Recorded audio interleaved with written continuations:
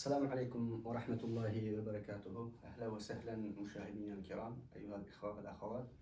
اليوم أيضا نحن في البرنامج ماذا تعني قضية المسلمين، ماذا تعني قضية تركستان الشرقية للمسلمين. في هذا البرنامج أيضا نحن في هذه الحلقة أيضا مع الشيخ عيسى عندنا بعض الأسئلة إن شاء الله سنتطرق في بعض المسائل.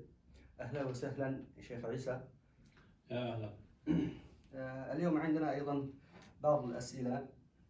المعاناة في البلاد مستمرة، وبعض التسريبات وبعض الأخبار وبعض الفيديوهات والصور ما زالت تصل إلينا بأي طريقة، ونشوف ونشاهد، وهذه المعاناة مستمرة جدا. يعني سبحان الله، يعني إلى متى تستمر والعالم الإسلامي والعالم يعني ساكت؟ والآن المعاناة في البلاد مستمرة. كيف مثلا واحد كشخص أو كمشاهد أو كمنظمة أو أي شخص مثلا إذا أراد أن يساعد أو مثلا إذا أراد أن يساعد، كيف يكون المساعدة؟ يعني كيف يتعاطف وكيف يعني هل عندكم بطريقة معينة تحددون مثلا للمشاهدين الكرام؟ شكرا على الاستضافة هذه. نعم، كما قلت المعاناة مستمرة. المعاناة ستستمر إذا بقي إخواننا المسلمون ساكتين وصامتين وتركوا إخوانهم في تركستان الشرقية بلا معين. أصلا بإمكان المسلمين أفرادا وشعوبا وحكومات بإمكانهم مساعدة المسلمين في تركستان الشرقية بشتى الطرق، وذلك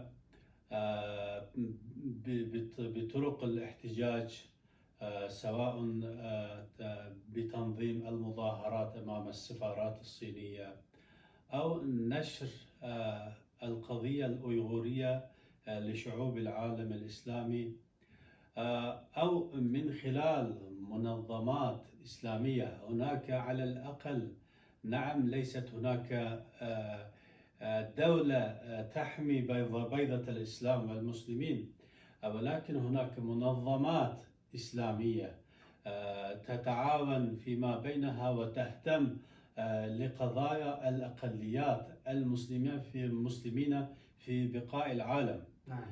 نحن على أقل تقدير، على أقل تعريف، نحن من الأقليات المسلمين في نظرهم. إذا نحن ندخل في دائرة نصرتهم لقضيتنا. مثلا هناك منظمة التعاون الإسلامي، هناك منظمة التعاون الدول التعاون الخليجي، هناك منظمة برلمانيون مسلمون، هناك دول مثلا في الفترة الأخيرة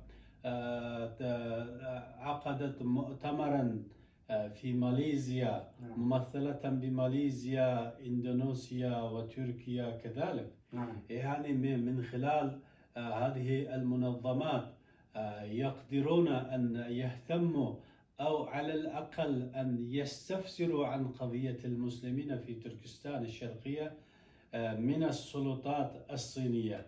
فبهذه الطريقة يقدر إخواننا المسلمون في الخارج أن يخففوا عما يعاني منه الشعب التركستاني في تلك البلاد، في بلادنا يعني. أيوة، شكرا. هل مثلا كأفراد كيف يساعدون؟ مثلا في العالم الإسلامي الآن نشوف مليار مسلم. نعم. هذا مليار مسلم مثلا، خلي مليار مسلم، نصف مليار مسلم، إذا قال شيئا، إذا صدر شيئا، يكون يعني خلاص هناك يعني نعم، يعني يكون في شيء أظن. كأفراد مليار مسلم، يعني كفرد كيف يستطيع يساعد مثلا؟ هل يفيد؟ نعم، سيكون مفيدا إذا عرف المسلم قيمته وقدره. مثلا سلاح مقاطعة المنتجات الصينية. أيوة. أيضا هذا نوع من المساعدة لإخوانهم في تركستان الشرقية. مع ذلك نحن لا نحبذ إخواننا في بلاد المسلمين أن يصلوا إلى هذه الدرجة، ولكن الشيء المهم أن يعي المسلمون الخطر الصيني القادم. نحن كتركستانيين الآن نعاني من الخطر الصيني، ولكن هذا الخطر قادم لما بعد تركستان الشرقية. أيوة. نعم، فلذلك وعي هذا الخطر هذا مهم. وبعد ذلك يأتي نشر وجود هذا الخطر ومعرفة ذلك بين الشعوب، هذا أيضا مهم. وهناك أيضا مثلا لفتني مقال قرأته في موقع آسيا، راديو آسيا الحرة. هنا أريد أتدخل قليلا، اسمح لي شيخ. هل مثلا جاء في بالي كفرد أي مسلم مثلا عنده الآن فيسبوك وتويتر وكل شيء موجود، مثلا هل يفيد مثلا هذه القضية مثلا ينشر فيما بينهم في التواصل الاجتماعي؟ لا شك هذا يفيد إفادة جيدة للقضية. ما تخافه السلطات الصينية انتشار أخبار الأيغور، انتشار اضطهادهم للأيغور للعالم. هم يخافون من القضية هذه.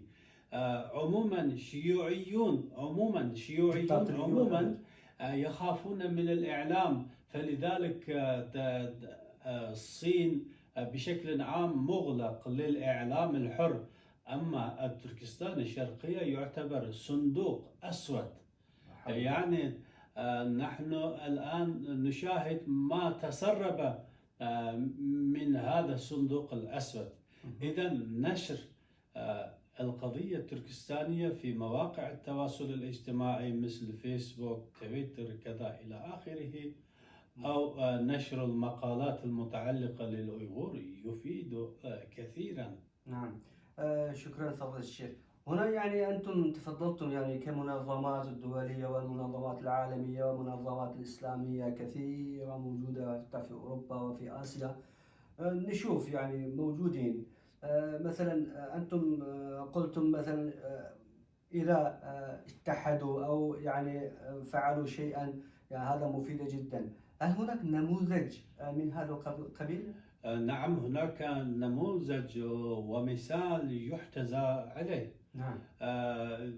قبل فترة قريبة هناك في ماليزيا اتحدت بعض الأحزاب الإسلامية فيما بينهم لنصرة إخوانهم في تركستان الشرقية. أيوة. فأسسوا تحالفا ضد العنصرية الصينية في تركستان الشرقية. ما شاء الله. فهم مثلا أرسلوا رسالة مفتوحة إلى الحكومة الماليزية، إلى الحكومات الأخرى والمنظمات الموجودة في العالم الإسلامي بين الشعوب الإسلامية، فدعاهم لنصرة هذه القضية.